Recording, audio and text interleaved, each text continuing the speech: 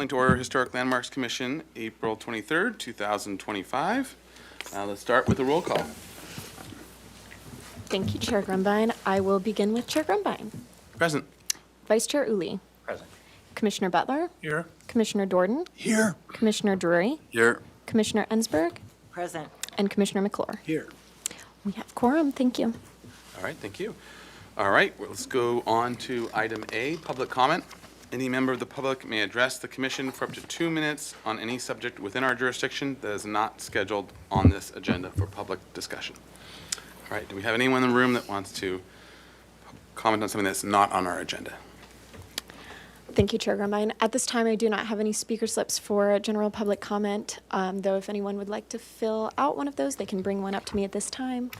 I'm not seeing any movement. We do not have any participants online, and I will acknowledge that we received written correspondence from Kevin Boss and give it back to you. All right, great. Then we will move on to item B, approval of the minutes of Historic Landmarks Commission, April 9th, 2025. So moved. Second. All right, we have a motion. Thank you, Commissioner Drury, and a second, Commissioner Butler. Under discussion, any discussion on these minutes? All right, let's have a roll call vote for the minutes. Thank you. I'll begin with Commissioner Butler, Yes. Commissioner Dorden, Abstain. Commissioner Drury, Abstain. Commissioner Ensberg, Yes. Commissioner McClure, Yes. Vice Chair Uli, Yes. and Chair Grumbine. Aye. Motion passes. Thank you. All right, thank you. We are on to item C, approval of the minutes of Historic Landmarks Commission consent meeting for April 9th, 2025. Move to approve. Motion? Motion. So And- moved. And a second? Yeah, Commissioner Butler. All right, under discussion, any edits or notes on the consent minutes? No? All right. Roll call vote, please. Thank you. I'll begin with Commissioner Drury, Abstain. Commissioner Ensberg, Yes. Commissioner McClure, Yes. Commissioner Butler, Yes. Commissioner Dorden, Abstain. Vice Chair Uli, Yes. and Chair Grumbine. Aye. Motion passes. Thank you. All right, thank you. We are on to item D, ratification of action taken on the consent calendar for April 23rd, 2025. Motion to Motion to ratify. ratify. All right, in a second? Second. All right, thank you, Commissioner Butler. All right, to staff. Thank you, Chair Grumbine. Item A was 123 East Carrillo Street, which received project design approval and final approval with the necessary findings. And item B was 1637 Oramus Road, which received final approval as submitted. And that was all for consent. All right, thank you. All right, so any other further questions or comments? All right, roll call vote for ratification of the action taken. Thank you. I'll begin with Commissioner McClure, Here. Commissioner Butler, Oh, yes, yes. Sorry, yes. Commissioner Butler was a yes, Still here. Commissioner Dorden, you Yes. Commissioner Drury, Yes. Commissioner Ensberg, Yes. Vice Chair Uli, Yes. and Chair Grumbine. Aye. Motion passes. Thank you. All right, great. We are now on to item E, announcements, requests by applicants for continuances and withdrawals, future agenda items, and appeals. Thank you, Chair Grumbine. Staff has one brief announcement. Our longtime advisory member, Dr. Michael Glassow, is retiring from his position as the HLC advisory member. He's been with an advisory member for the HLC since 1990 or 1991. So he's served us for a really long time. He reviews all of our Phase 1 archaeological reports and provides us with his conclusions and comments. And so he was an associate of Dr. Gebhardt at UCSB, which is how he found his way onto this board. And he's just given us lots of committed service. So we'll do a resolution in recognition when he's Good. able to attend a hearing. He's got some stuff going on for the next couple of months, so you might not see this resolution come forward for a little while, but once he's able to attend, we'll give him some recognition. Okay, So. awesome. Thank you. All right. Other announcements? Was that report approved by him? That's a good question. He reviewed and approved it? All right, other announcements, et cetera? All right, let's go on to item F, subcommittee reports. Mr. Chair. Yes, Commissioner Drury.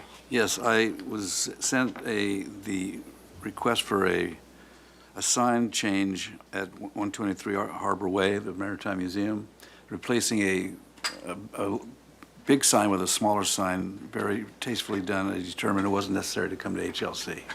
Okay. Thank you for that report. Any other reports?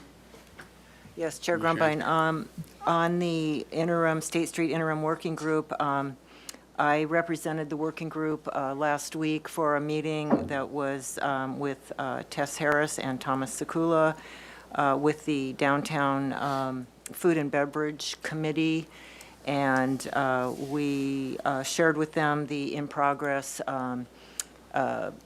outdoor dining FF&E document that we've been working on, which I also did work with Thomas on that in the morning. We got it pushed, further along, so it's really getting close to, I think, being complete. And we shared that with the group and welcomed their input about it, if any, and shared, what the commission, would be, that we're supportive in trying to help them, and if they needed help, we're here for them.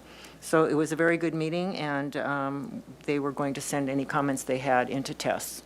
So I think at our next meeting, we'll be able to, incorporate whatever it is that they had to bring.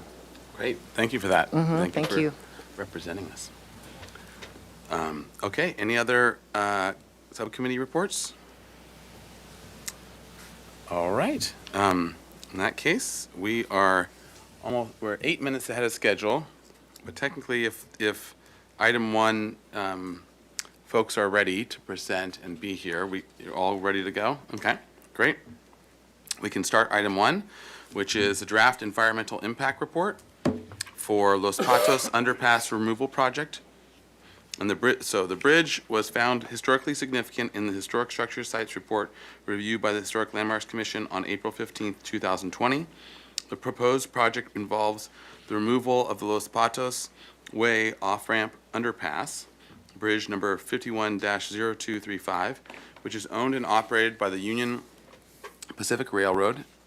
And the Union Pacific Railroad has determined that the bridge will need to be removed when the U.S. Route 101 off-ramp at Los Patos Way is removed. And a draft environmental impact report has been prepared for the Los Patos Underpass Removal Project. Comments on the Section 4.3 Cultural Resources only are requested. The comments will be provided to the Planning Commission, and will be included in the final EIR, Environmental Impact Report. And so, with that, welcome. If you would introduce yourself for the record, and then we will go through the minutes from last time, and then you'll have 15 minutes to present. So I'm Eric Goodall with Chair, the. I'm sorry, Okay, I have sorry, just a staff, comment first, and then you Yes. can move on with that. Reiterating a little bit of what you said, though, but the Los Patos underpass is going to be removed, and because it's been determined to be of historic significance, a draft environmental impact report is required to address that. The applicant, Public Works Department, has managed this draft EIR. It will be reviewed by the Planning Commission next week, so next Thursday, May 1st, it will be reviewed. So we're asking for your comments, as noted on just the cultural resources section. Those comments, draft minutes, will be provided to the Planning Commission, and they'll also be included in the final version of the EIR and responded to. And then subsequently, this project will return after Planning Commission approval of a coastal development permit. Assuming that gets approved, it'll come back here to you just for the demolition findings. The project itself, because the Los Patos underpass will have been removed, the project will go to ABR for the project design and final approval. Okay. Mr. Chair, Yes, Commissioner Jordan. I have a question for staff. What is the status of the Phase 1 HSSR report submitted to the HLC in April of 2020? At that meeting, the vote was to continue indefinitely. So what is the status? Because the preparer of the report did not concur to change their opinion based on the HLC's request. it went to an HSSR. A disagreement amongst experts just triggers an HSSR. We can't force them to change their opinion. Oh, yeah, sorry, EIR. So that is what triggers the EIR. So it never came back because this is the next form of it when there is no concurrence. They didn't decide to come back with a new one. Okay, thank you. Yes. Which I That think is clear. the first, at least the first time in my time here that I've seen that. Yes, that was the first time I've seen that as Yeah. well. And I do have, if you're wondering later, the demolition findings you can make for a historic resource that when it comes back to you after the EIR is certified, you'll have to make one of the findings. Okay, and maybe we'll get into that a little bit more as we, Right, I Go just through the brought a findings. copy from the ordinance that is Yeah. you're the body that makes that decision. okay, great. Thank you. Okay, and then, any other comments from staff before we go into the minutes? Okay, so let's go to the minutes real fast from last time. And just a note with these minutes that, again, just a reminder that this was review of the HSSR, not of the EIR. And because it was continued, no one is bound to the comments that they made during this HSSR review, and no one is precluded from participating in this review from being absent from this previous hearing, so. Gotcha, okay. Yeah, considering this is now half a decade and a week later, the process itself is historic now. Indeed. All right, so the motion was, thanks for the little zoom in there. So the motion was to continue indefinitely as the majority of the commission found the steel girders contribute to the significance of the structure. And the motion was by House, was by Drury, it was 4-2-0. Edmonds and Mahan were absent, the motion carried. Yep, so that was from a little over 5 years ago. All right, Commissioner Uli opposed because he believes the structure does not rise to the level of historic significance and that the sandstone is in poor condition. And then Commissioner Lenvik opposed because he does not feel that the report provides enough evidence to support the conclusion. All right, and as mentioned, we're not bound to those because this is the EIR. And everyone can ask questions and vote on it. So, all right, All right. you can. Start with everything? Yes. Okay. Start with Eric 15 Goodall, the supervising design engineer for streets engineering with the city. So we're going to talk about the Los Patos underpass removal project and the draft EIR. So for this meeting, actually the last two items, not going to go into unless we need to, but go over the project background and overview of what we're doing. It's been a few years since we've been here, so just a reminder of what's happening, why we're proposing this, and then we'll get into the purpose of the environmental impact report, summary of the key findings in the draft EIR, and then we'll focus on specific elements of the findings. There's a few other mitigation measures and impacts that we're trying to address that aren't historic in nature, and so we're addressing those strictly with Planning Commission.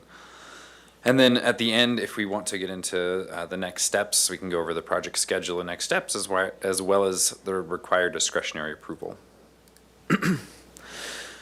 So project background, this project, the Los Patos Highway 101 freeway southbound off-ramp will be closed. And by that I mean the off-ramp itself, when Caltrans and SBCAG complete their portion of the Highway 101 HOV widening project.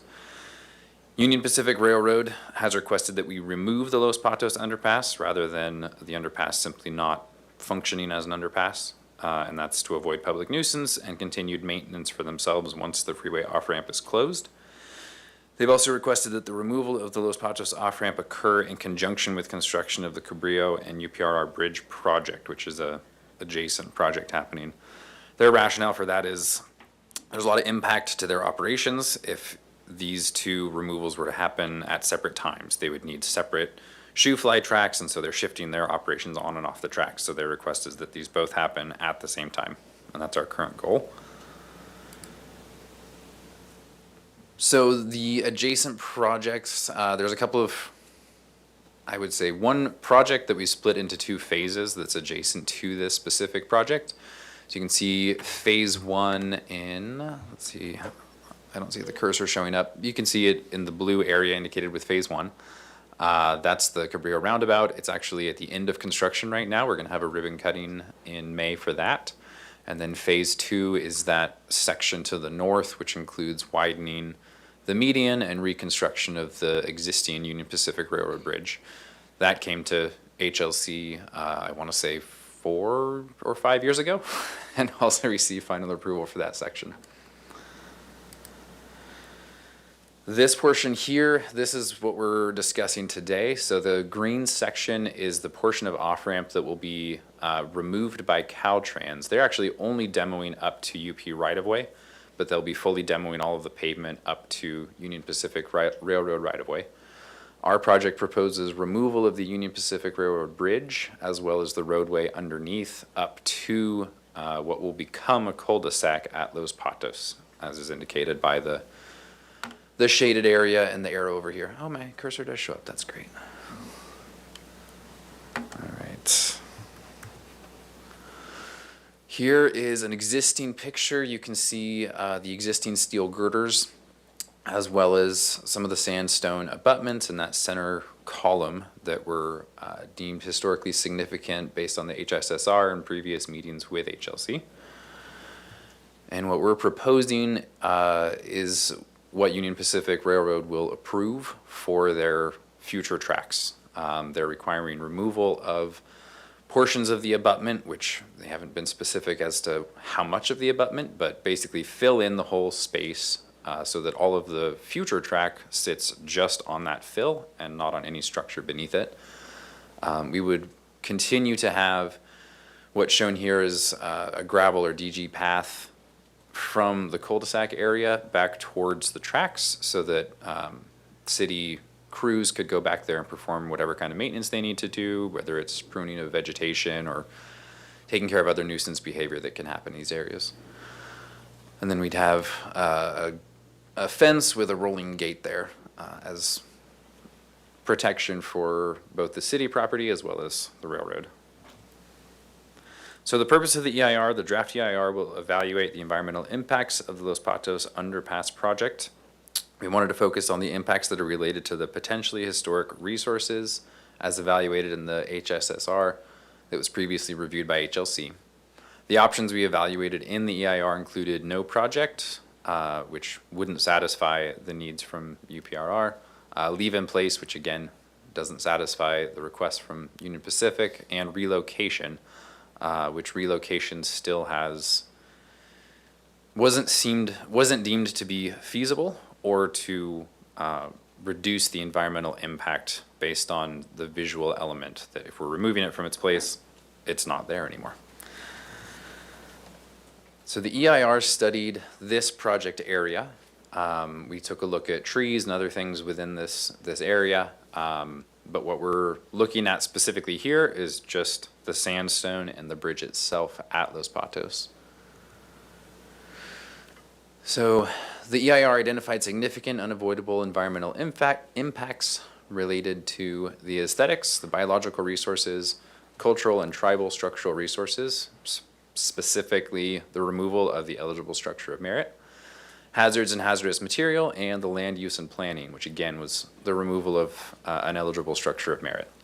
So for this, I want to specifically talk about elements 3 and 5. The issue that was identified is the demolition of the girders as well as the sandstone abutments. It's a significant and unavoidable impact, and the mitigation measures we're proposing is that we propose to document the structure provide documentation of the structure prior to demolition, install an interpretive display near the former bridge location, as well as salvaging the square cut sandstone and reuse in either the interpretive display area or as a facade on the new rail bridge at Cabrillo Boulevard. For that concept, I actually looked at the previous minutes from the last HLC meeting, and the Los Patos sandstone was actually referenced when deciding or making the determination that we should install sandstone that's rough and ashlar cut at the Cabrillo Bridge. So we thought that would be a good way to reuse what we can of this sandstone at that new bridge that's really a focal point for those who go through the corridor. And that is all for my presentation. Okay. All right, so that completes your presentation. We will open it up for public comment, starting with the room. Anyone? Thank you, Chair Grumbine. At this time, I do not have any speaker slips for in-person public comment, though if anyone would like to speak, they can bring one up at this time. Moving to online participation, we do have 3 participants online. If any of them would like to speak on this topic, they can raise their hand at this time. And I'm not seeing any raised hands. We did not receive any written correspondence, so I will give it back to you. All right, that was the public's chance to talk about an EIR for once in every couple decades. All right. To the commission now for questions. All right, Commissioner McClure. I have a question.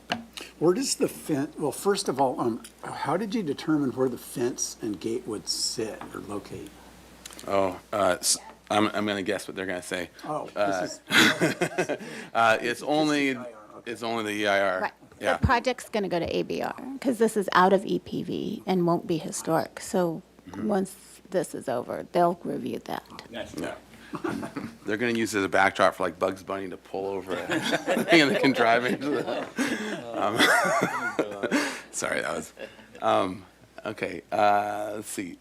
Other questions? Mr. Chair? Yes, Commissioner. Yes, let me ask you, sir, about the mitigation measure. So there'll be salvage of as best you can, or as best the railroad can.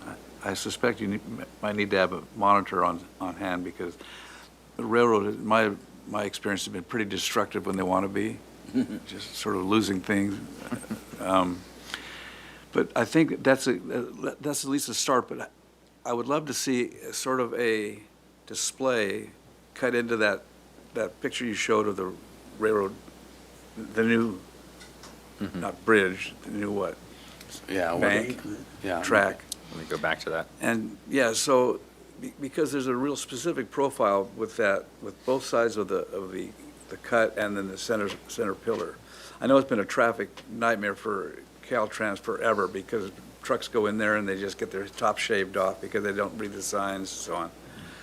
So I'd like to see that explored. So if you could imagine a profile of the railroad of the bridge as it exists embedded in that face. So I guess to turn it into a question, Yes. so has there been thought about that in terms of indicating some form of what is existing in the new proposed, even though it's as a mitigation, as part of the mitigation discussion? We did look at how can we try to retain as much of this visual appearance as possible. We evaluated, could we keep the sandstone sort of on the sloped surface in its current position and give you the appearance of what used to be there. Unfortunately, Union Pacific's very specific about what can and can't be in their right-of-way and as part of their track. We're having issues trying to design the bridge elsewhere because it's not the exact cookie cutter that they want it to be, even though it's a perfectly fine structure elsewhere. So we did look at those things, and each time we come up with an option, it keeps hitting against Union Pacific's desire that this be exactly what's within their right-of-way. Outside of that, we have some option, but Like an within their interpretive right-of-way. display or such a thing. Right. Well, I know that they're very hard to push around because they've been, the titans of industry for 100 years or so. If you could explore, I'm not even suggesting things sticking out, I'm just thinking like cutting the faces of those things off, and so you have an idea visually of what the bridge used to look like when just on the face of that track. Anyway, that's my comment and question, and that's all I have to say. Okay. Mr. Chair. Yes, Commissioner Uli. The bridge and abutment will be removed, and will engineered fill be put in its place to support the track? Yes. So this is a dirt face, basically? Yes. There's no hard surface to it? No, they don't want any hard structure or surface that would require future maintenance. So anything that's not fill and the base that they allow wouldn't be allowed. Because they're all about the leveling of that track, and if there's anything that keeps it from being level. Exactly. They freak out. Anything that keeps it from being level or requires future maintenance, yeah. Right. All right. Mr. Chair? Yes, In Commissioner that Ritter. case, is that compacted so hard that it just stays in place? I mean, that soil? Yeah, the soil, yeah. It's all heavily compacted, placed in lifts and compacted, yeah. I guess I have a question for staff, for Ms. Hernandez, in terms of, because this is also sort of is new territory for us. So is, and maybe in terms of, as a presenter too, maybe you can weigh in, but is it true, so is my understanding that we don't really have jurisdiction to ask about what about the option of relocation, and I know that's addressed partially in the report, in terms of like, yeah, putting it in a park or whatever, like, you know, things that are part of relocating things, and is the argumentation that by relocating it, we're lowering its historic resource-ness, or what is the argumentation for what we can or can't? So I think I think the EIR has alternative, and you can answer. Yeah, I mean, that's a mitigation measure in itself, relocation. You cannot. And you can provide other locations and have other suggestions for mitigations as your comments? Like where you would want the sandstone? Yeah, or the sandstone and steel, or like because this isn't normally, like, because we don't normally handle these things, trying to understand what can we suggest, and or I don't think anything we could require, because this is going to Planning Commission with our comments, right? But where does our purview and ability start and stop for things like this in terms of what we You can definitely ask it to be explored as part of the alternatives. Where, can they explore an alternative to Of relocation relocation of the sandstone and steel girders, Yeah. if that's possible? And then they can analyze that. Okay. So, so following up on that, I suppose then we're venturing into comments, I imagine. Yeah, sure. If HLC is recommending that the stone and steel of the bridge be retained for relocation, then the city is going to have to find a place to park that stuff until we find a place to put it. And whether or not that one is feasible, practical, and can be included in the project's budget. And who pays for that? as part of Project, I it? imagine. Is it, so it's on, yeah. So as far as, I'll speak to the salvaging of the sandstone. We've identified a location for that. So assuming HLC agrees with that proposed location, that would be the identified location for the sandstone. As far as the steel girders, we didn't propose a location for salvage, storage, reuse. So that would be something that we would look for. If that's requested or required, we'd have to either identify a location ourselves or have a location proposed. And this material is owned by the railroad. I mean, the city doesn't Correct. own this material. Yeah, as we discussed it with them, and they shared that fact that it's their sandstone and their Yeah. girders. So they could choose to do something else with it if they wanted to.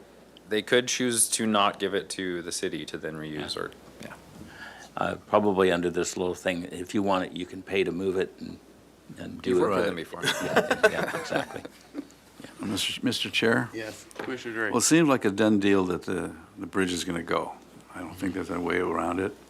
I would like to see, at least in memory, a great deal of interpretive photographic evidence about because there's a great deal of skill involved with this. I mean, the girders came from probably Pennsylvania, from the steel mills, but the sandstone came from the local quarries.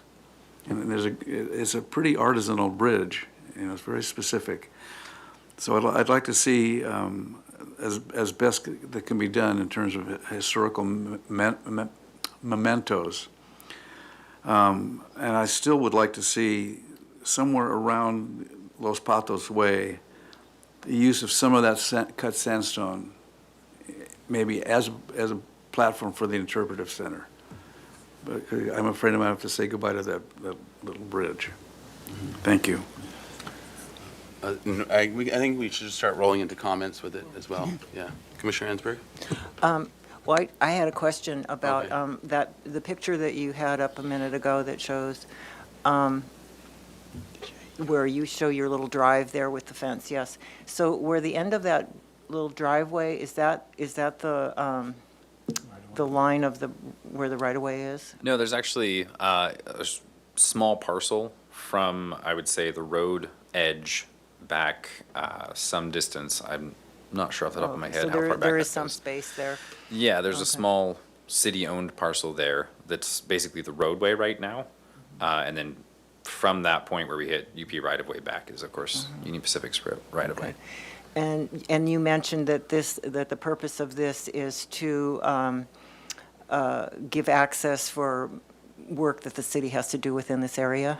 Right. You said. Correct, yeah. So is there a possibility that the elements of the bridge, including the stone and the steel, could be relocated to somewhere right there? Like the whole thing just be easily slid just slid over so the element could still be there, but it would be out of the Union Pacific area, but it could still be itself in that area to be, to be preserved in that way? Is that something that Let me has go looked at? back. I think this picture here is a bit deceiving as far as how Mm-hmm. wide that whole span is. The city parcel is about half the width of the entire bridge. So So we it's would have large. to. It's pretty large. Yeah. And of course, we're right adjacent to the Andrea Clark Bird Refuge. Right. And so there'd be coordination with them on placing this new structure within that ESHA. And perhaps another, slightly modified would be to keep the stone element and then just maybe a portion of the steel. So maybe it's not the whole thing, but some way of, having as much as possible of the element that would work within that area. So it's kind of in the same place that it is, so you could relate to it. Are you saying like cut it in half? Yeah, maybe cut it in half or somehow, So keep the. was that looked at as a idea? I'm not sure what impact that would have on Yeah. visual preservation. Hi, everyone. My name is Rachel. Oh, yeah. Yeah. Like a rock star. How's that? Better? Yeah. Okay. I worked on some of these reports, so over this 6-year period, I've been involved, not involved, but I'm happy to be here today, and I wanted to clarify, so part of the, I think, consideration with any kind of relocation of components of the bridge is that we still end up with a significant and unavoidable impact for the purposes of CEQA. So that's a consideration. I think that we did look at relocation as one of the alternatives in the EIR, and that was the conclusion, that it could be done, but it would still be a significant and unavoidable impact. And in terms of, I don't think we looked at keeping any large-scale elements on this site specifically or close to the site specifically, that I recall. Okay, Commissioner McClure? Yeah, but isn't it true that the railroad company can simply say, no, it's not for, so it seems like they just say no, like just for simplicity reasons. It depends on what you're referring to as far as saying no. They could say no to us acquiring Yeah. the actual girders, Exactly. yes. They could state, we're not going to sell that to you. We're going to keep the girders. We'll allow you to demo it for us and build us a new bridge, but we're going to keep the And girders. another thing would be, when a lawsuit's settled, it's always in cash. So I couldn't imagine the city going, well, we'll take it down. They'll go, no, we'll take it down. You give us a bunch of money and we'll take it down. And it just seems super complicated. So with this particular project, we're entering into agreements with Union Pacific for our contractor to do all of the work. Oh. They, their scope of work is pretty specific to tying in either the shoe fly track to their main line or reinstalling the main line. But the bridge work at the Cabrillo Bridge, as well as all the work at this, should be done by our contractor. And so there we have a little more control over salvaging the material, provided they would give it to us or sell it to us. All right. Commissioner Jordan? Yes, let me say that I'm very supportive of the mitigation measures proposed, the HAE documentation, the interpretive display, and the potential reuse of material. I'm very supportive of that, in great part because I disagree with the conclusions of the 2020 HSSR, that this is a significant structure. I disagree with that. And so I'm very supportive of its complete disappearance. I do think the interpretive display will eventually be an important issue because there's quite a rich history of that area. There's more than just the railroad bridge to potentially interpret, but that's way down the road. Again, I'm very supportive of what's been proposed here in terms of an HAER documentation, interpretive display, and potential reuse, and having the bridge go away. All right. Commissioner Butler? Ditto. All right. Mr. Chair? Yeah. Yeah, just so we don't lose sight of the fact that the bridge was built 125 years ago, and probably around 1900, I believe. And anything that we can, as Commissioner Jordan said, anything we can do to amplify or lessen the impact of this removal would be greatly well received. Thank you. So maybe just ask, it's seeming like for most of the comments, everyone's understanding, whether they agree with it or not, understanding that the bridge is coming down, is liking the reuse of the sandstone, and the documentation of it, and an interpretive display. The one area that doesn't seem to be clear yet in terms of discussion is the steel, and you potentially reusing that in some way, shape, or form, assuming that there's not a roadblock and that they're willing to let it be moved for free or whatever the deal is. Is there, from the commission, is there a desire to have that thought about as to where might be a reuse of it in some creative way? Yes, Chair Grumbine, I would like to see that. I think that as much of the real materials, so it's not just an interpretive thing with some photographs. I think the real materials there in some kind of form, would be really beautiful and powerful. And so I would be very supportive of something like that, as opposed to just a plaque with some pictures of what it was, since we have the materials there, that they be reused in that location. And I do like the idea of having the stones recycled and used elsewhere, but I would be more happy with them staying close to where they are right now in some kind of a form that would convey to the public what it was at one time. Yeah, and maybe if there are, I would, and it seems like some of the other commissioners maybe as well jump in here, but I think that could be look at something like that, and then look at anything. The idea of salvaging it for the other is a good idea too. But then is there an idea for steel or any combination of of having it in some way, shape, or form be used in a meaningful, interesting, creative way? Would be, I think, at least a directive to explore, to see. All right, I see Commissioner Woolley and Commissioner Drury both with their lights on. Yes. The railroad is probably not going to allow anything to be veneered onto the rail bed, right? Is that correct? Yeah. Unfortunately, thank you. Mr. Chair? Yes, Commissioner Woolley. As you know from 2020, I didn't think this was a very important structure to be haggling over in the first place. So I agree with... But you've had a change of heart. No, I have not. You had your chance. I might have had a change of heart in other things, but not in this. I still don't think it rises to the value, even if it is 120-some years old. And so I agree with Commissioner Jordan.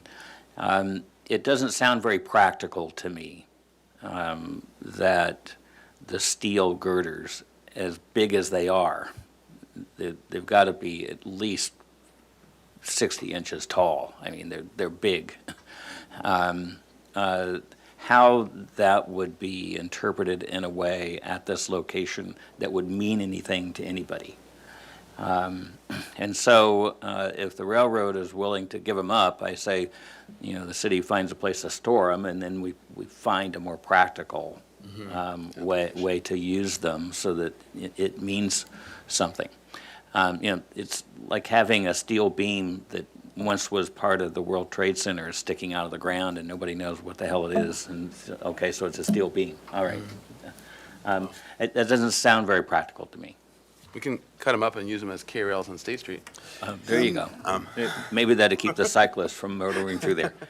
No, but I'm just saying, it doesn't sound very practical to me. It seems more practical that the stone be used for a perimeter wall or some element that's part of the landscape that makes some sense and kept at that location. But I don't see how the steel can work.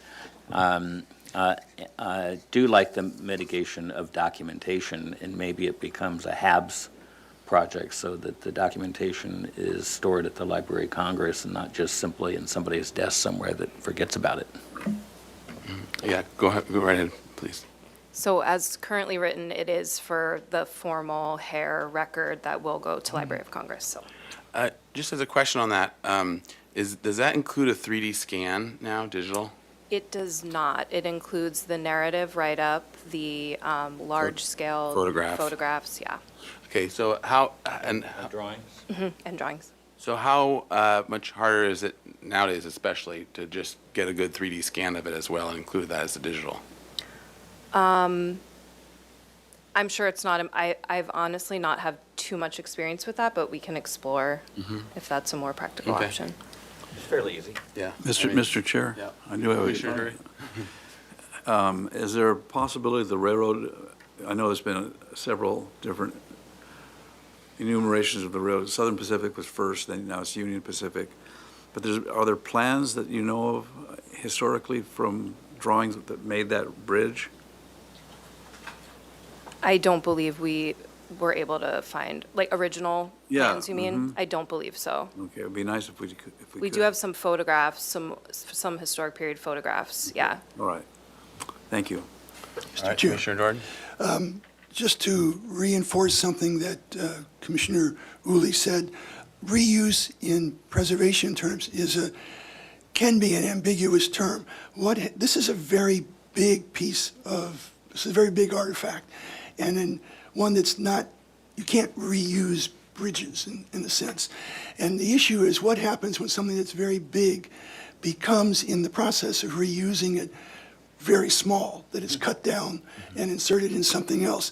What, in fact, have you actually been able to preserve of significance? So I'm just simply reinforcing something that Commissioner Uli said. The hair documentation will be far more useful than a piece of metal. All right, Commissioner Ansberg? Thank you, Chair. As we're having this interesting discussion, and, I guess I'm going to say I'm a romantic, and so I really just love this little bridge, and every time sometimes I just take that exit just because it's so cool. Not in the big truck. Yeah, no. Yeah. So I do, I appreciate what everyone has said, but I also think that, even just having, that's a big piece of steel. And even if you had a piece of it that was 4 feet long and 5 feet tall, sitting there, that's a powerful thing for people to see. Oh, that's it right there. That was the piece right there, what that was there. And then if you had the column, could be possibly, I think people could really put that together and really feel it and understand it better. So I guess I just want to push on that, and it isn't, I always appreciate practicality, But sometimes, maybe it's not so practical, but maybe that's not the purpose to be practical. Maybe it's to convey some piece of history that was here and have people really understand, the power of it at one time. So I think, that image right there with maybe pieces that they could say, they could touch it and they could feel it and they could see how really big it was. So I just want to throw that out as part of the discussion as well. Tied to that, I could see something creative, have an art competition or something, see what people can come up with a piece of it or with whatever. There could be something there that does at least carry something as a memento that could be an interesting installation or something. And also along with the photographs, Yeah. and the description and all that, but to have the actual piece there, I think there's some benefit to that. Mr. Chair, what is our action? Do we need to continue it to action the on planning our commission part, with right? our comments? Is that the action? Yeah, so, it's our comments to the planning commission, right? And that's it. Then it'll come back to you for your findings. Yeah. It'll Then come I'll, back to the findings after. I'll make a motion to continue this matter to the planning commission with our comments, and one of those comments is that we find that the conclusions of the EIR are appropriate for this resource. I'll second that. All right, and for those comments, do you want me to try to take a shot at summarizing what we've said? And then see if you can agree with it? Okay, so I guess we can start with that the conclusions of the EIR we're in support of, and that I guess, let me just understand what we mean then if we're going to support the conclusions of the EIR, because it also said looking at relocating it or reusing it, and like as any, and I guess, is there anyone that really feels they should look at wholly relocating it as that's a reasonable ask as a total relocation of the whole bridge? No. Okay, good. So then it's just in part, in some way.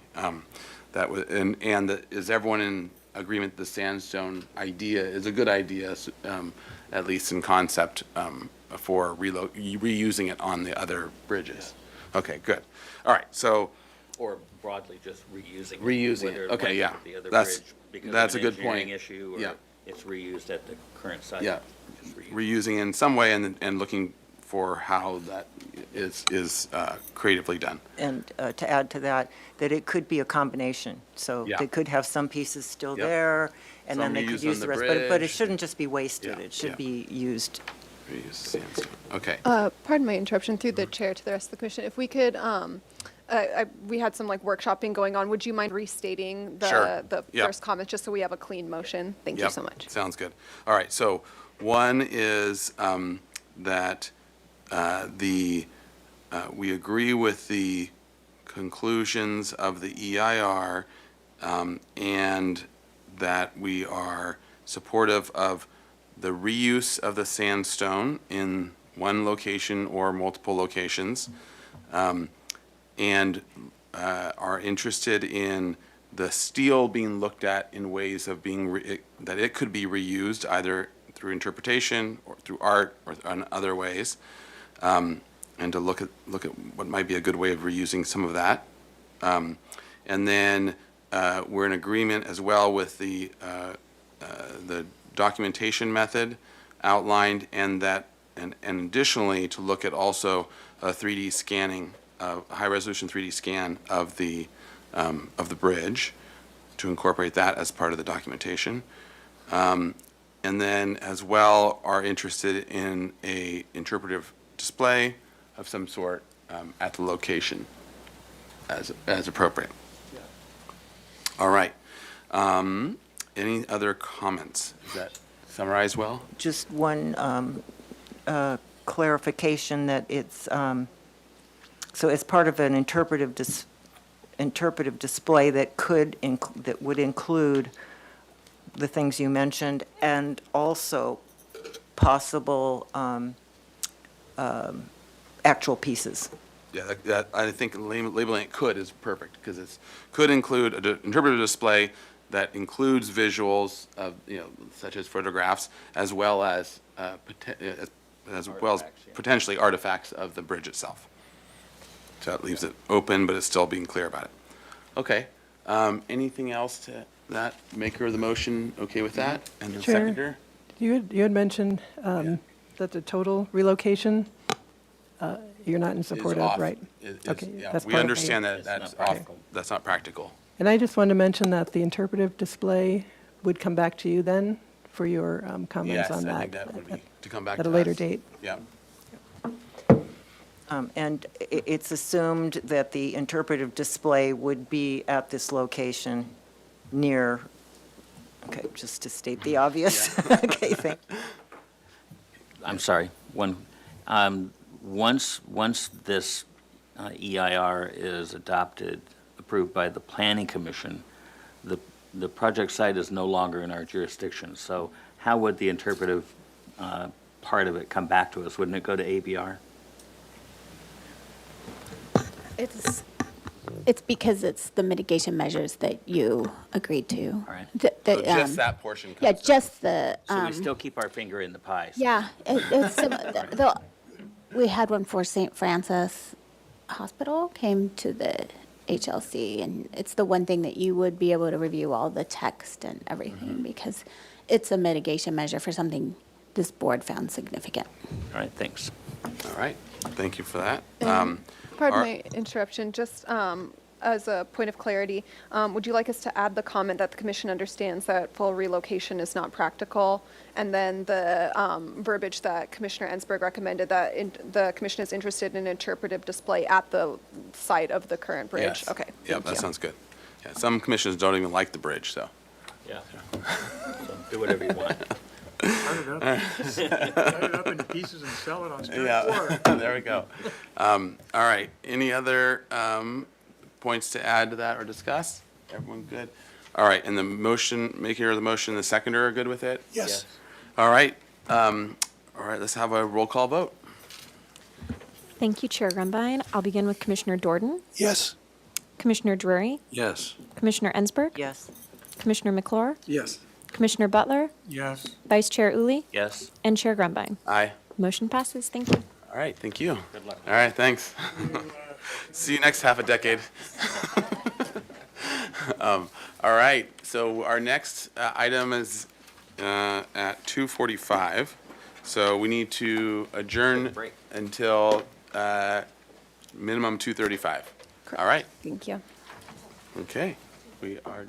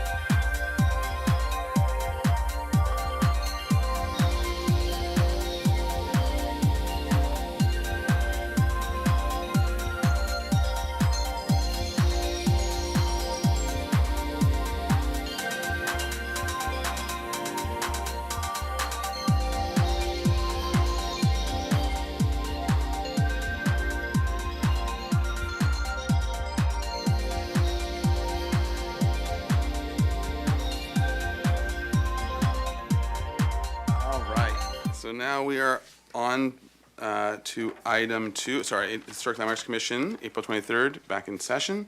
We are on to item 2.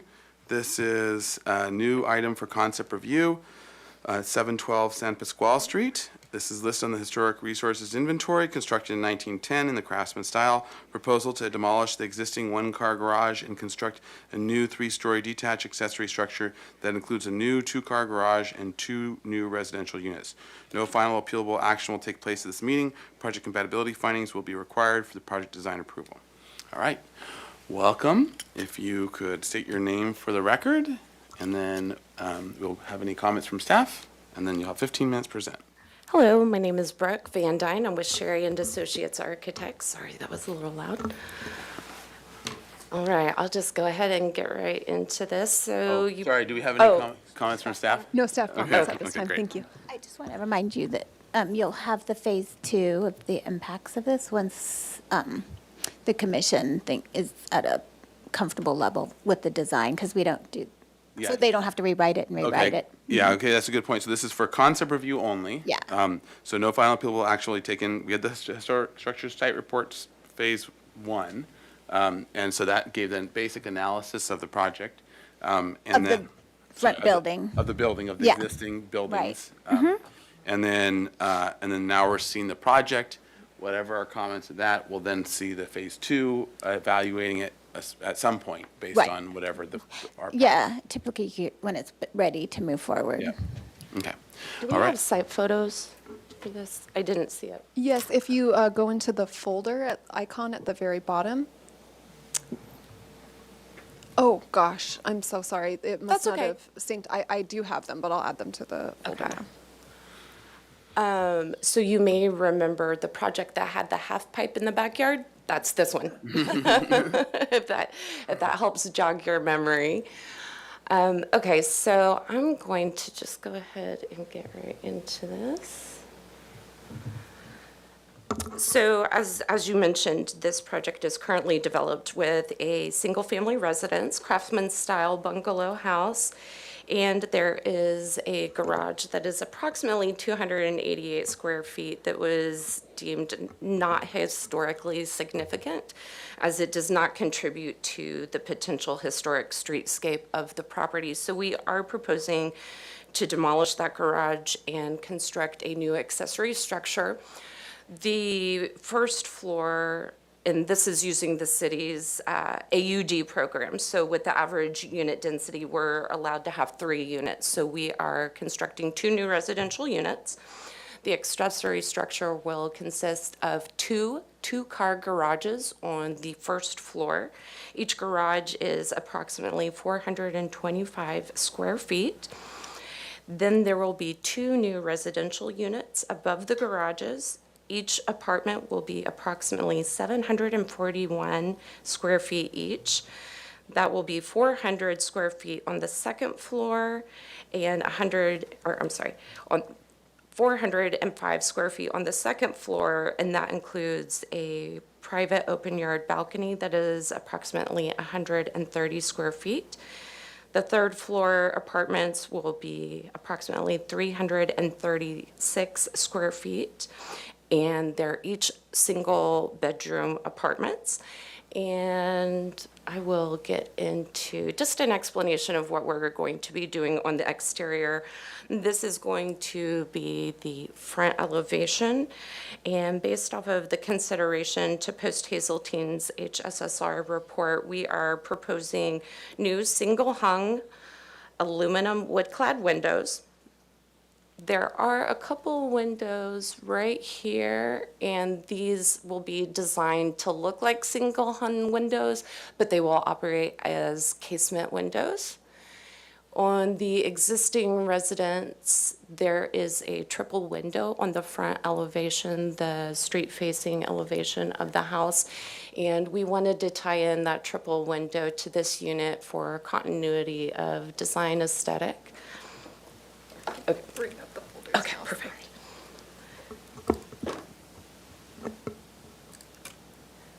And then for the garage doors, we're proposing a craftsman-style garage door.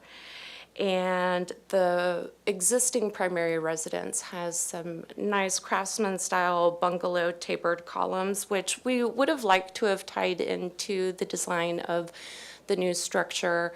We considered using them on the balcony that is over the garages. However, it was just too heavy, and we wanted to lighten that elevation, and so we went for a smaller wood railing. Didn't really find a good place to incorporate the tapered bungalow columns, but I'll wait until she's done. Sorry. No, you're fine. And while she's doing that, I will just say that the color scheme that we're proposing for the new residential unit, the primary color, it's going to be a light taupe color, and then all of the trim and window details will be painted Benjamin Moore Dove White. So we wanted to keep a light color palette, and I'll go back to this. And just a couple of things that are not on the plans that will be here when we come back to present to you guys again, just some additional embellishments that I felt were important to include. We will be adding new corbel bracings over these two windows here, and also in the gables of the side elevations. And then on the third floor, we're also going to be, in addition to the corbel bracings, adding some vents up in that corner. We will also be using, instead of the plans, they currently say that they're called out with horizontal wood siding to match the existing primary residence, but under further review, we've decided to go with a 6 to 8 inch horizontal hardy plank composite siding just for durability and longevity, and also to save money. And the plans that we will be coming back with will also include a landscape plan to show how the plans, I'm going to go to the site plan real quick.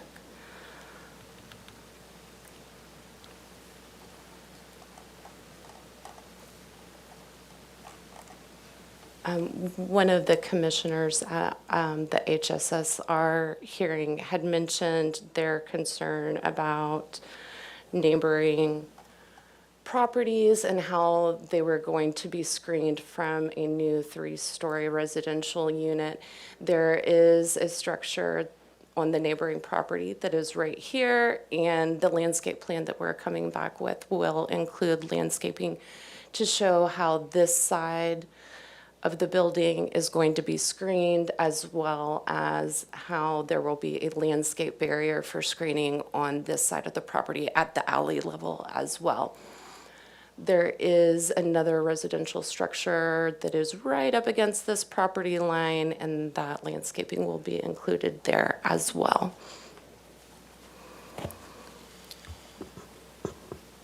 And that concludes my presentation. I think that's everything. Okay, do you want to zoom out and just sort of scroll through the rest of the drawings? Sure.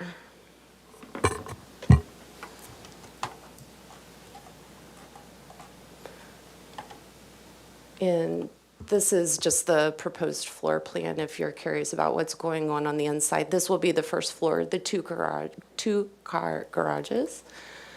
And then right here we have the second floor, which includes kitchen, powder room, laundry. And then the third floor will be the bedroom and full bathroom.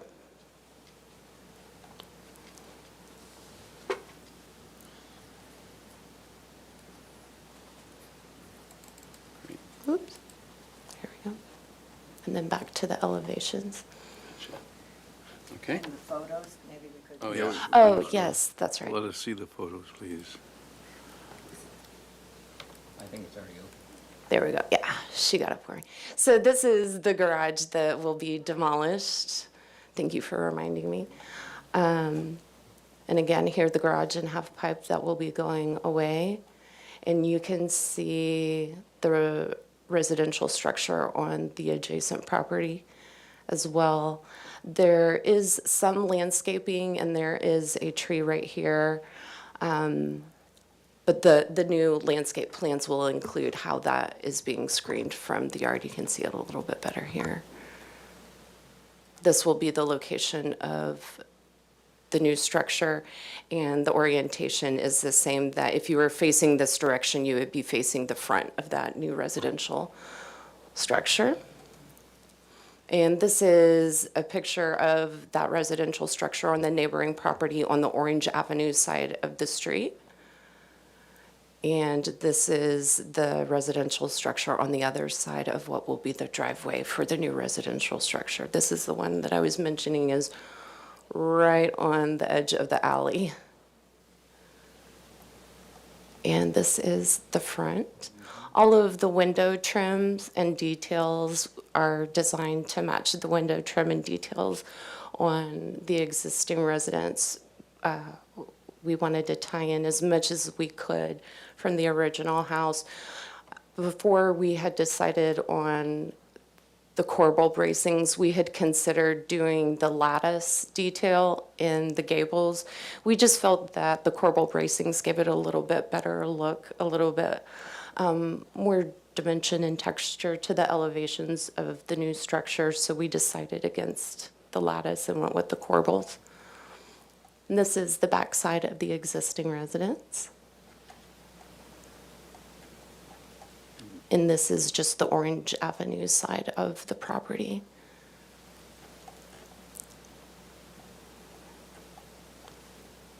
And this is the next door neighbor on the San Pascal Street side and on the other side of the house. And this is facing away from the structure. It's a, I believe it is a tire warehouse storage.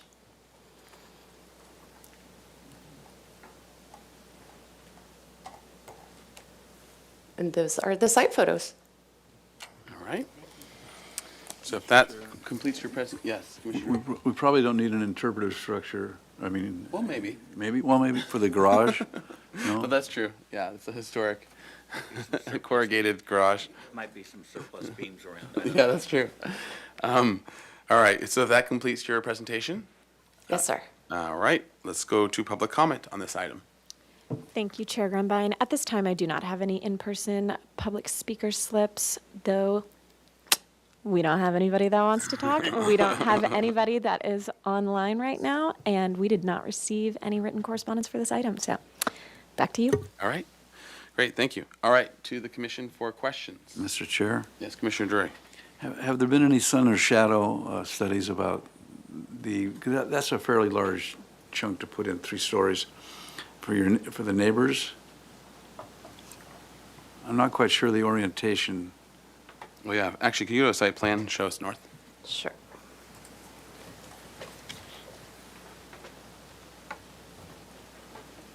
So this is north.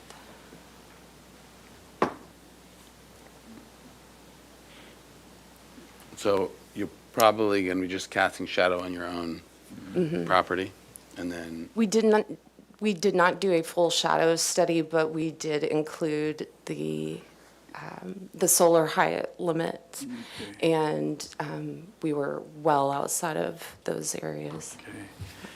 And let's see, ask a question about the porches. They're not accessible by the staircase?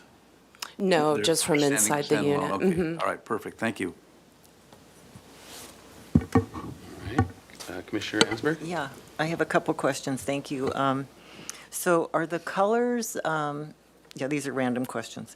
Are the colors intended to kind of match the house in the front, or?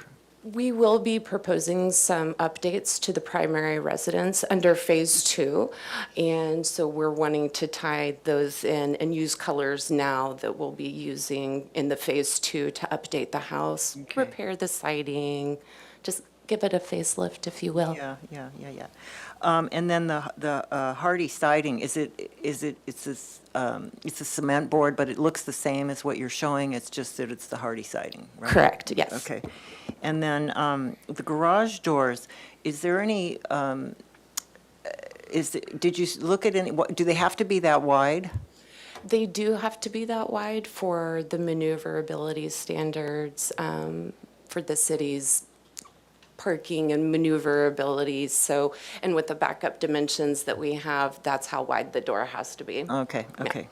And then, could you talk a little bit about the open yard, and then maybe go back to that site plan? Yes. And run us through how the open yard works, and also, I believe you said, if I heard you correctly, that there's, would be landscaping on the north side of the driveway next to that building, or did I not hear that? Yes. So could you kind of point to where that is? So in this area right along here, it's this hatched portion indicates the area of the landscape screening. We do have the 10-foot visibility triangles that we have to consider. So this portion right here Right. will be limited to the 42 inches high, but we're going to screen as much as we can so that there's as much landscaping as possible between the street and the structure. The alley? Correct. Yeah. Yes. And then on the back side, is there also landscape there, did you say? Yes, we will be proposing landscaping here, and I would have shown that in the hatch, but I believe it was you that made the comment about the neighboring residential structure on the other side of the property right here. And so when I came here for the HSSR report, Oh, you yeah, made yeah. that comment, and I thought, oh, yeah, we do need landscaping there. So But the driveway area is that full area? Because you need Yes. that for the maneuverability? exactly, Okay. yes. And then Okay. for the private open yard, the balconies above, that will be the private open yard for those new residential structures. And then we're going to do a small dedicated area of private open yard space more towards the front of the property for the existing single-family residents. And these other hatched areas of the open yard, it looks like you have two Yes, that you're, those are just two separate areas to make up the 15% for the general open yard. requirement, and yes. and they meet that? Correct. Okay, and then I think, what about, maybe this is early, but what have you been thinking about in terms of the trash area? That will also be included in the plans that we come back with, and what we are considering is going to be at the edge of the pavement of the driveway and at the edge of our maneuverability area. So this area right here will make up for the trash enclosure and long-term bicycle parking spaces. And can that be there with the open yard issue? This portion of the open yard will shift forward towards the front of the property and still be able to accommodate it. So this area right here will shift down this way, and then we will put the trash enclosure and long-term bicycle parking. So to answer your question, the new trash enclosure and bicycle parking will not encroach into open yard spaces. Okay.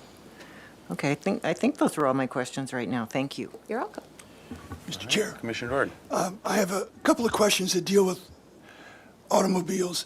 These are one-bedroom apartments, two one-bedroom apartments, and you're providing 4 parking spots. Correct. So with the AUD parking standards, each unit only needs 1 parking space. However, the existing single-family residence, what did I touch? Is a 3-bedroom house. And so it requires 2 parking spaces. So 2 of those parking spaces will be dedicated to the single-family residence. And then each new apartment will have its own parking. So. I have a question, and what I want to explore is the number of the garage space, because the state of California has passed a series of laws, some of which deal with parking requirements and trying to eliminate them. We have a very active bicycle lobby that says the future is alternative. There's actually a bus route on San Pasqual. There's a bus stop on this block. Oh, it's right in front of the Right. house, yeah. So why have a garage at all? This is a 3-story building. It'll be the tallest on that block, and but the whole ground floor is given over to automobiles. Why have a garage at all? So one of the options that is being considered for Phase 2, once this project is, and Phase 2, by the way, is coming very far down the road after construction and final certificate of occupancy, is that once it is constructed, there's the potential in the future of converting one of those garages to an ADU to get another residential unit on the property. Okay. All right. Any other questions? Mr. Chair? Yes, Commissioner Butler. Thank you. Sorry. So back to the garage. Yes. So access to the garage, is access to the garage exclusive to San Pasquale? Or is the alley of Orange also an entry point to get into? The Alley of Orange is the only access point. You come in So- from, Okay. and that's how it is now. Currently? Yes. So this is the Orange Avenue side, and this is the existing driveway, and there is no access from the San Pasquale Street side.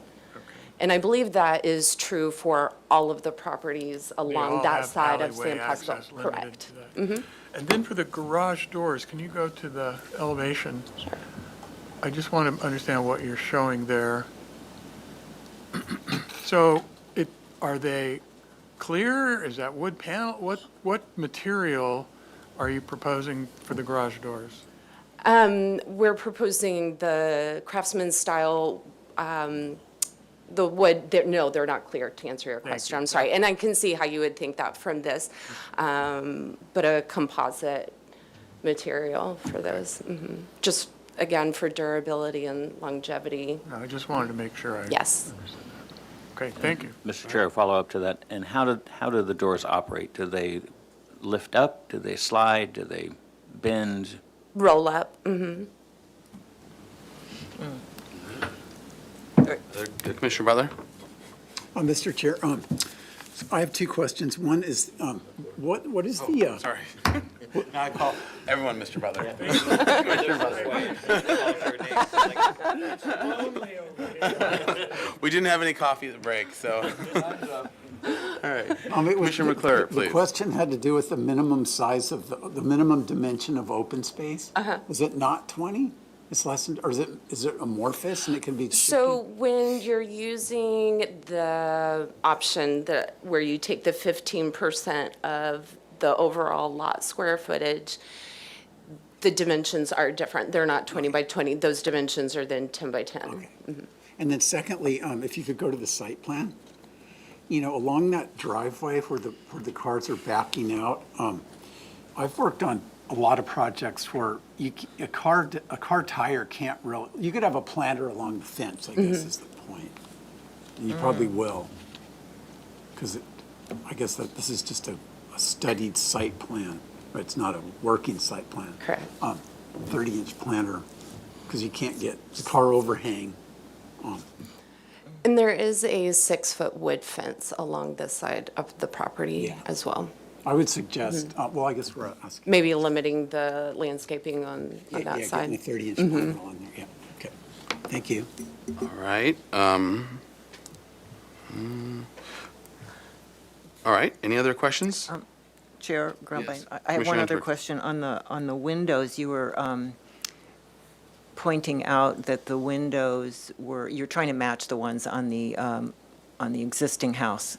Correct. And so if we go to if we look at these windows here, where you have the fixed in the middle and then the double hung on either side, and then we go to the original house, and we see how is your intention to match this exactly so that it would have the same thickness? As this is quite a bit thicker of frames for the sash. When you look at the windows for this residence, the window trim does vary. This triple window on the front does have a heavier wood trim because our windows are so much smaller and we have more windows on a singular elevation. It won't be as heavy. The members will be smaller, but the design intent will be the same in terms of the overhangs on the top and then you can't really see it in this picture, unfortunately. And when I come back, I can present a better detail of what those window details will look like. But they won't all be so heavy. The windows that are on the sides, and you can see this window here, it's also not quite as heavy as this triple window, but the side elevations, the trim is a little bit, what's the word I'm looking for? Scaled down, thank you. That's exactly what I was going for. Do you actually have a side photograph of the existing? Don't believe there are any here. There were some that were presented in the HSSR report. I think you have it in the folder. Is that there? Thank you. Uh-huh.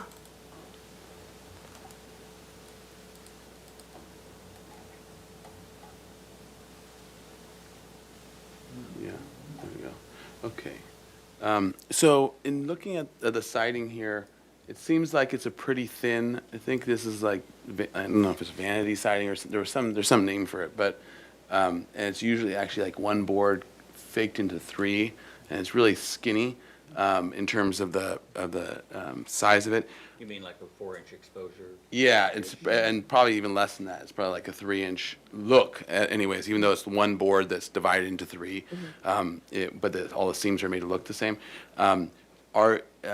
Are you planning on trying to get to this level of matching, or are you trying to just do something that's in the general range that might be more hardy off the shelf?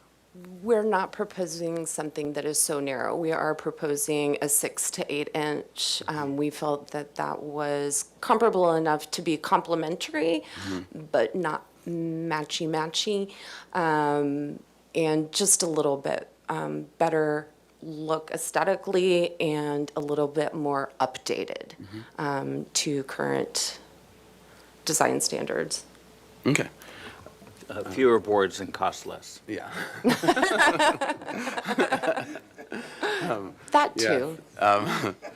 Okay, and then looking at, can you go to your elevations? Sure.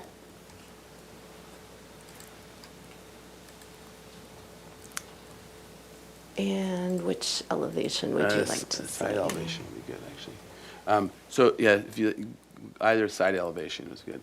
So that 4 and 12 that you have there for your roof pitch, is that approximately what the current house is, or is it, is that just sort of, is that measured, or is that based on just sort of getting close to it? That's just an approximate measure. We have not fully measured the existing primary residence to determine the exact slope of that structure. Just with the design of the structure and the size and mass to keep it at an appropriate and acceptable, we didn't want it. We do have to keep the height under a certain amount, so a steeper pitch wouldn't have been as appropriate as what we've provided. Gotcha. And then what's your plate for your second floor, or third floor? For the third floor, 26 feet, 3 inches. And what's the interior ceiling height at that? All of the ceiling heights are 8 feet, 8 feet 1 inch plates. And did you look at dropping at least your upper floor plate and turning it into a volume ceiling and doing dormers and things so that it doesn't have as high a overall plate? That's not an option that we had explored. Most of the design was just built on basing, let me go to the third floor, maximizing the floor space of the third floor because of the setback limitations. We do have to be so far from the property line.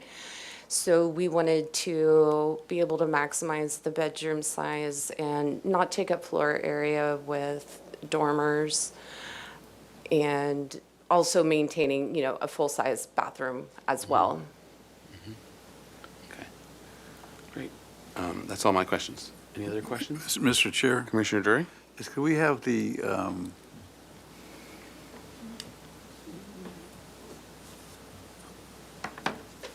what am I trying to say? showing the stairs to the front door, the side stairs. Yeah, so that seems awfully steep to me. Is there some constraint that you, if you moved it out further, would be less steep? Is that correct? Am I right, architecturally speaking? Generally. Yeah. Generally speaking, yes, you're correct. And it is a steep run.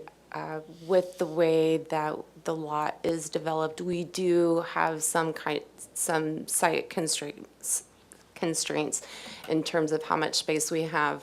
Trying to maximize the residential space, the living space, and the bedrooms, still provide backup maneuverability, bicycle parking, trash enclosure. This is just the smallest footprint. So if the post, the beginning of the stairs was moved toward the driveway or toward the open area, would that not make the stairs a little less steep? It just seems, they seem to me, I mean, there's obviously a formula, you would all know better than me, but it just seems like, of course, you get your exercise in, I suppose, but. I guess turning that into question, what is it basically just maximum steepness for residential? Is it whatever, 7 3/4 and 11 inch? Correct, yes. I mean, we could have done a return, could start the stairs here, go up this way, then go up this way, but that is just the number of stairs that we have to have, and a return on the stairs would have just taken up more footprint space. So the first stair is there because of an architectural quirk or because of the open space or maneuverability? Well, this area right here is our landing. Let me show you the back side. So this is looking at the back side of the stairs. And so this area right here is the landing, and you turn to walk in. So if you walk up the stairs here and then turn, your door is going to be right on your left. Maybe go to plan, in plan view list, I can take a look at it, and maybe, I think I know what Commissioner Drury is asking. I think basically what he's asking is you add one more tread to lower the height of the riser. I see what you're saying. So that the stair is shallower. Okay. And adding that one tread, does that knock you out of anything or get in the way? Doesn't look like it. If we added one more tread, no, that wouldn't be a problem. Thank you for codifying it. Yep. When you made it architectural, your question. Yeah. Your question ultimately goes to having a shallower run on the stairs, so it's right. easier to climb for people of certain ages Of certain or ages abilities. who may or may not be on the commission. Right. Okay. All right. Now, let's roll into comments? Who wants to start? I'll take a stab at it. All right, surely. One, generally supportive of the project. Of course, anytime we can get housing is a plus, right? When you come back, your site plan should show adjacent buildings and appropriate street improvements so that we can get a sense of the full context of it and judge for ourselves what's going on. On your elevations, you indicated that you were considering knee braces and corbel features out of the gable ends. I would suggest that you rethink that and keep it simple, only because it will become cluttered if you go to your end elevation as an example.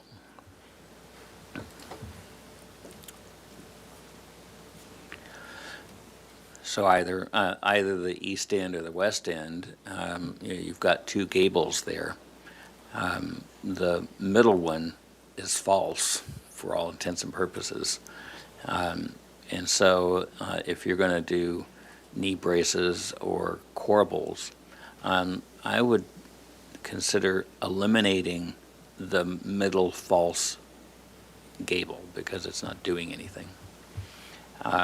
So that even though it will read as a taller elevation, it's cleaner because then the corbels on the false gable, in my opinion,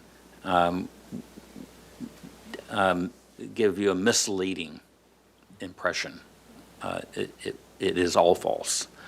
And so carefully consider that. Not quite sure why one eave is an inch less than the other eave, but they should all be consistent. Yes, you're right. That is a drafting error, my apologies. Yeah, that's all they had. But they should all be consistent.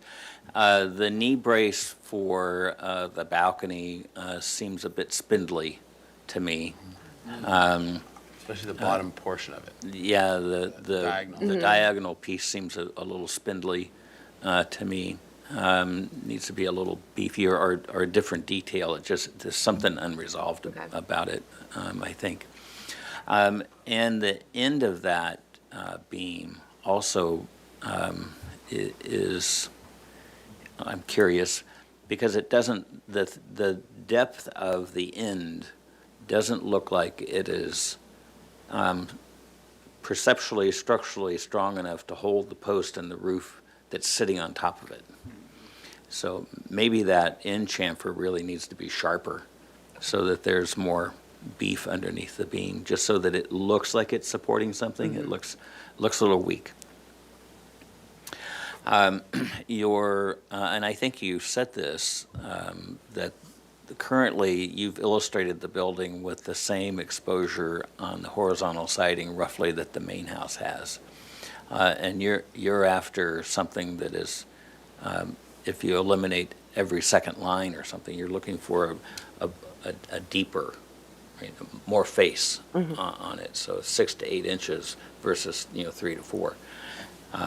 So you'll have to make sure that your illustrations match what you're telling us, and that the detailing on the corners and around the windows and the belly band all work with that broader element. And then the building doesn't seem to sit on anything, just dirt. So I'm sure that there's a at-grade detail there that we're missing, because that siding doesn't go all the way to the dirt.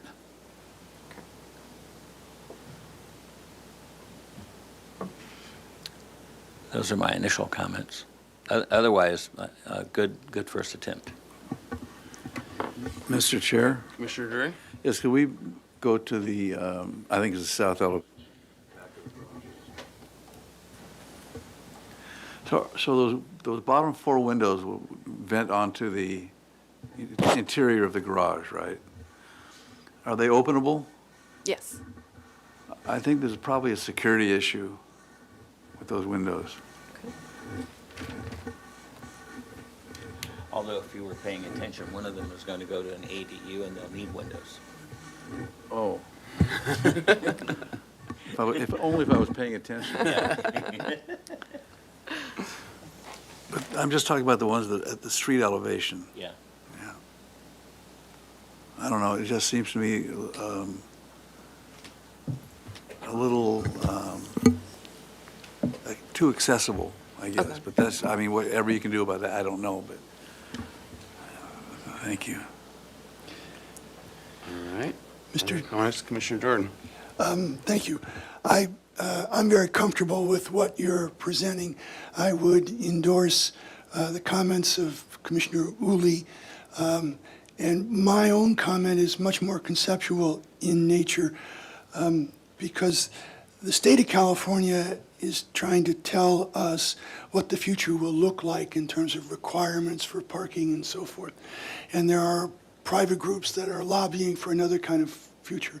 So it's very interesting for me to hear a property owner and an architect trying to work out in 2025 situations, working with existing standards and saying that future is still way far away. We still need parking. So it's just a comment that I find that interesting. I'm comfortable with the way the project's going. All right, Commissioner Butler? I too would generally support. The one comment I make is there's a lot of railing in the new portion of the property, and I would just encourage you to because the front of the existing house has just a little small, tiny little porch area with some railing on it.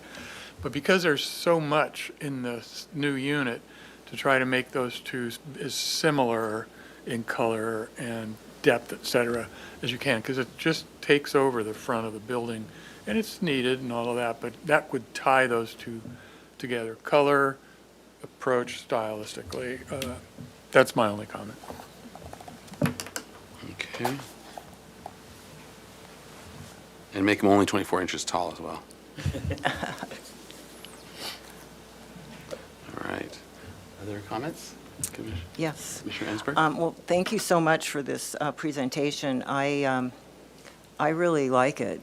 I think it's, this is a very modest neighborhood, and I think you've done a really good job of bringing something in that is very sensitive to the existing house. And the way that it's run, I was concerned about the 3 floors, and I did go and kind of look around that area, and, this is toward the, it's in the back, the alley's back there, and it seems to me that it won't be a negative impact.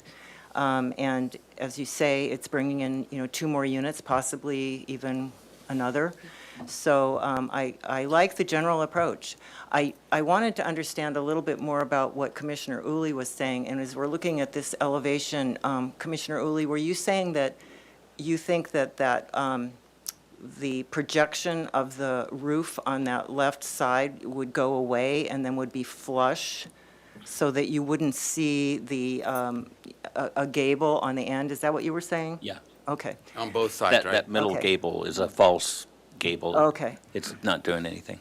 Okay, so, well, while we're still on this, I think, I would just suggest that for the railing, I appreciate what Commissioner Butler said, and maybe there's another way that you could do it to make it tie into the house in the front by, instead of having all of the pickets be, small, maybe you make them bigger with a small in-between, so it kind of right now it just seems so repetitive with, and maybe that would be a way to resolve that. And then back to this roof thing, if we could go to the other elevation.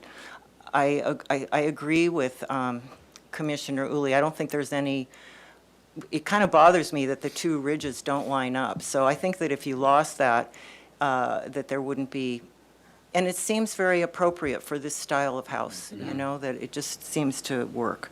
So I think that would be, I appreciate that input about that.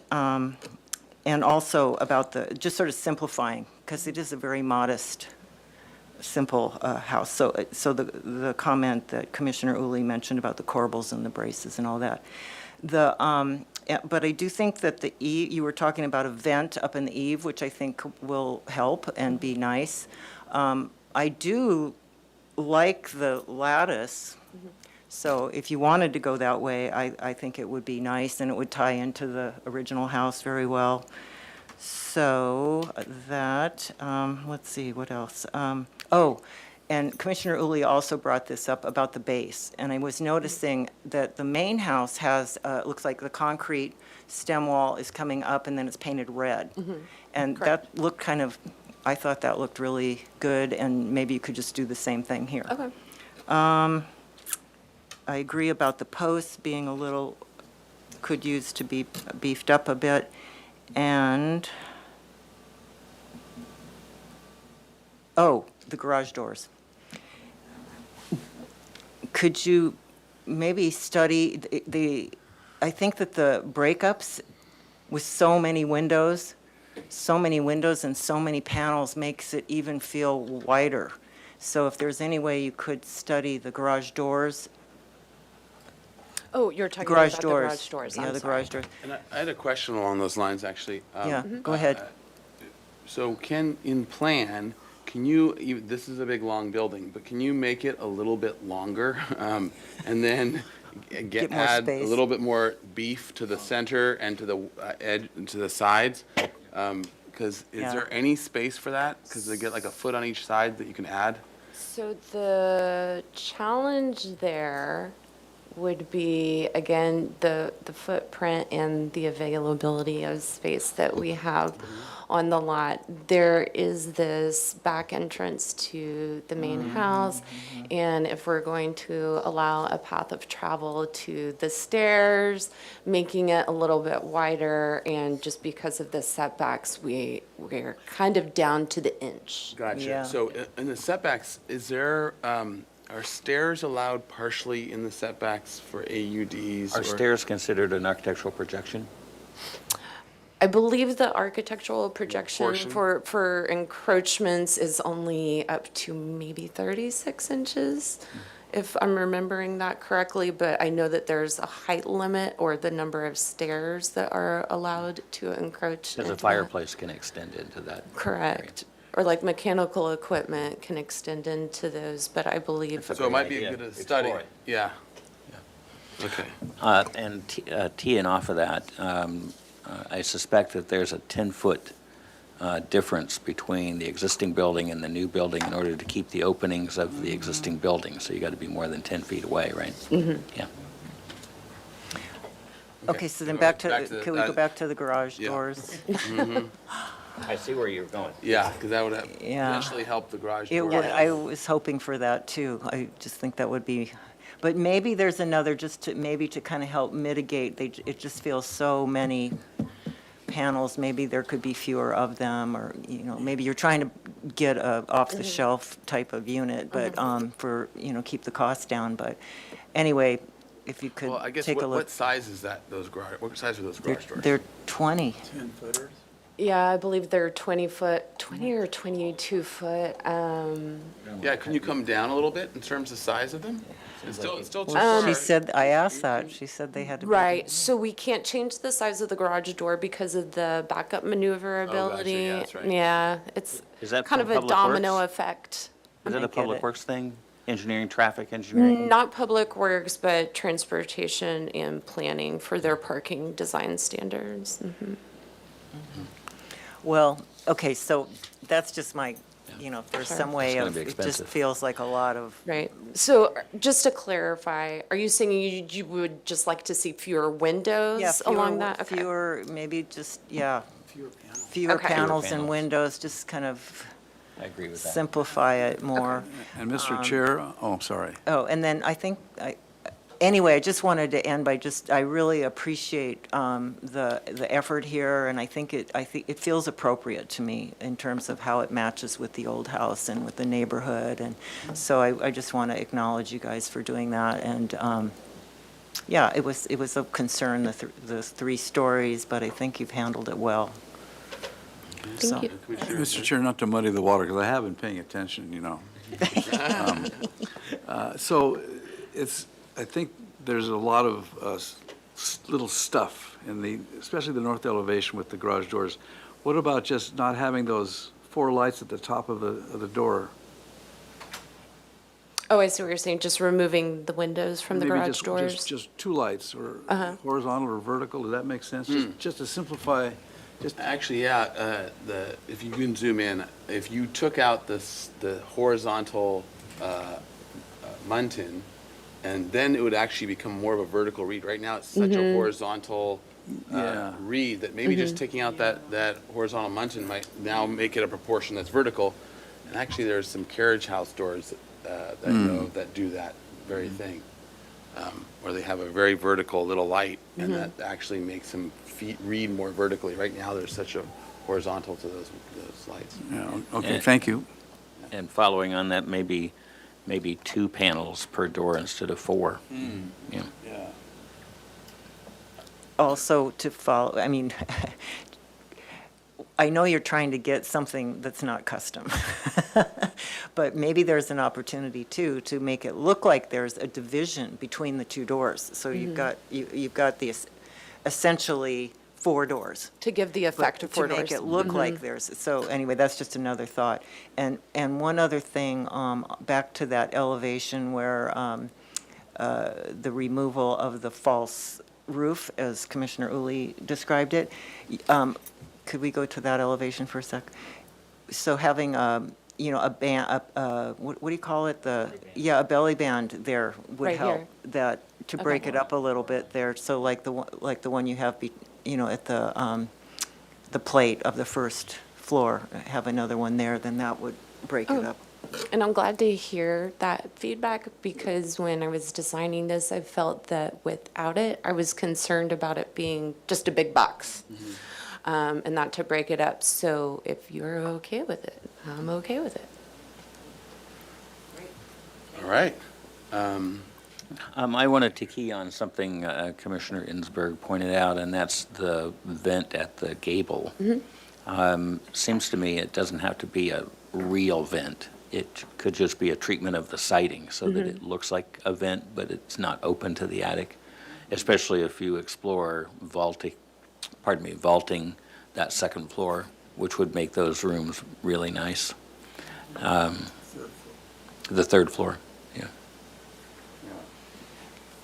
Do you think also the gables over the, that we're seeing on the right-hand side, would you imagine? Over the windows? Yeah, I something don't think like I would that. do them. No? Because you typically only find them on the end, Yeah. on the The end corbel gable. bracings? Yeah. So it sounds to me like you guys would prefer to maybe have the lattice detail in the end gables? It's going to be simpler. It would be easy, and it would match. I like it, but I think the other could work too, so I don't want to restrict you, but I think that would look nice. Yeah. All right. Any other comments? Otherwise, this is for conceptual review, so I can give a summary of the comments. I think- One final question. What's the roofing material? Is it shake Comp or- shingle roof. All right. Right. And pardon my interruption, through the chair to the rest of the commission, just as a point of order, if we can have the chair go through all of the comments uninterrupted, and then at the end, you can open it up Tweak, for discussion and edits. Hurry up. All right, this will take an hour and a half. All right, okay, so here's a summary of the comments. So we are generally supportive of the project as it provides both additionally housing and is sensitive to the historic resource. And you've done a good job designing within a tight site. So next, we have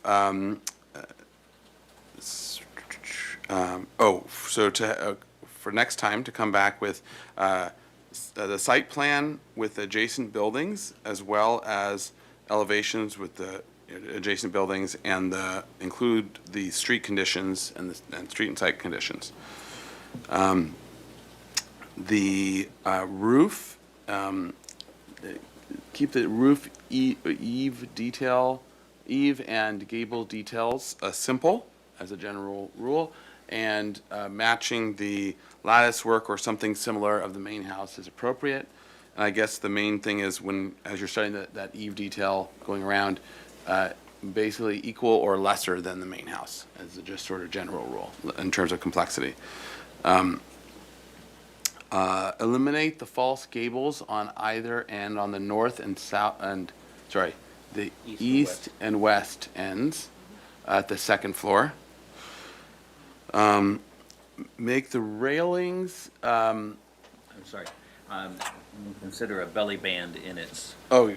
And consider a belly band in its place. Okay, yeah. So going back to the other comment, so eliminating the false gable and on both the east and west ends, and consider replacing with a belly band.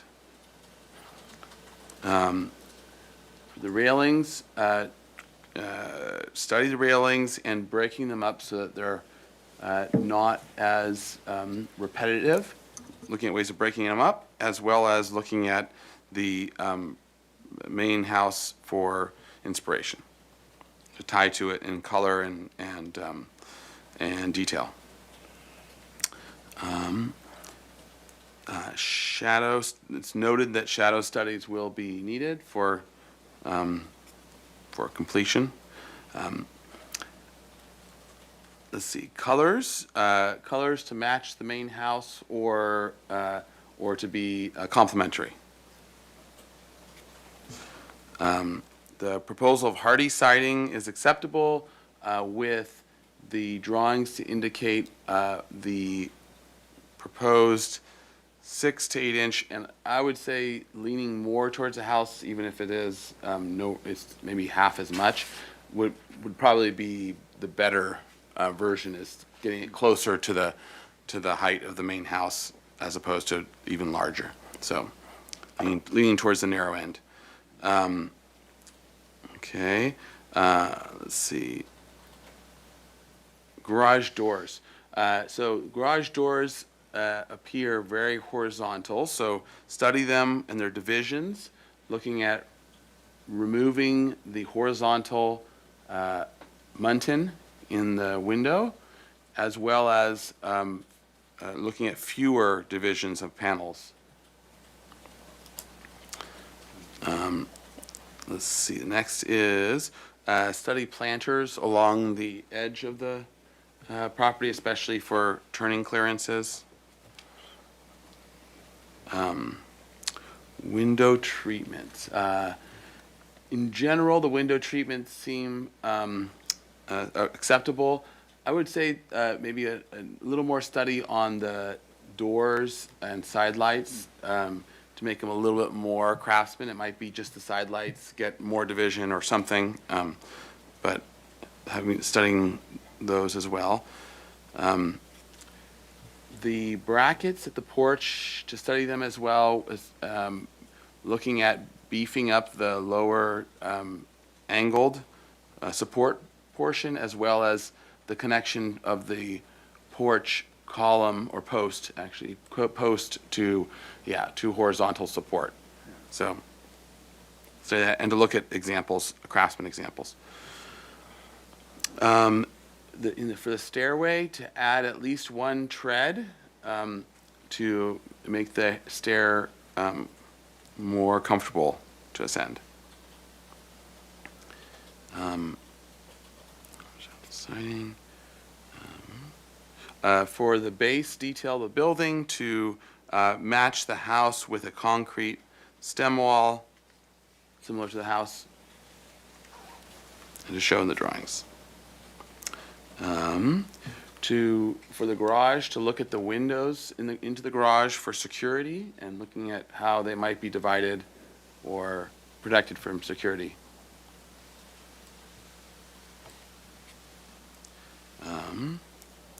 And then to study the stair encroachment in the rear yard setback as a potential for lengthening the whole building, especially to give more width to the corners of the building and the center at ground level, or at the garage level. Dividing the doors, right? You want to. Oh, and potentially dividing the doors, yeah, the garage doors. And those are all the comments I have recorded. Any others? Or tweaks to the? Yeah, just a little tweaky. One thing on the, so these windows in the garage, can we go to the plan, the site plan? Please. So these windows, Commissioner Drury, are right here. They're not along the alley. They're not along the alley. They're along the side. They're along the side, and there is a hedge going on there, so I guess, so I wasn't sure. So these are the windows that are in the garage on this side right here. So they seem appropriate to me. I just wanted to point that out in case that was unclear. Unless you don't trust your neighbors. Yeah, I mean, we want this to be a Just kidding. happy Strike that neighborhood. from the record.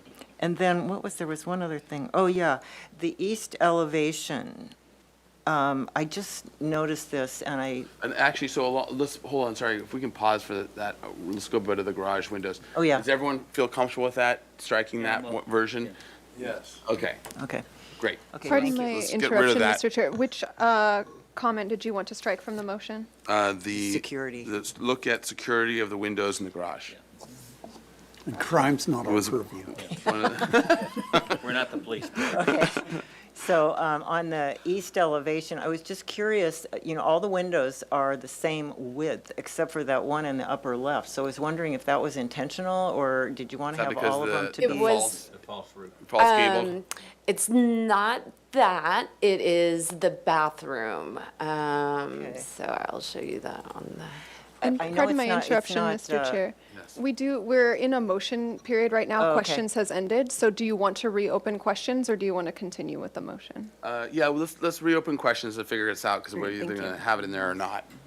So in the plan, it looks to me like the window is the same width. It's the same width, Width. the depth, because it's in the bathtub / shower. Right, okay, so let's go back to the elevation for a sec. Maybe this is just a drafting thing, I don't know, but anyway. That when- is When you look up there, likely. I know they're not aligned, but the width Correct. of the one in the upper left looks wider to me. And I can maybe add that's those- just because of the Proportion. it might proportion, be. maybe that's what it Proportion, is.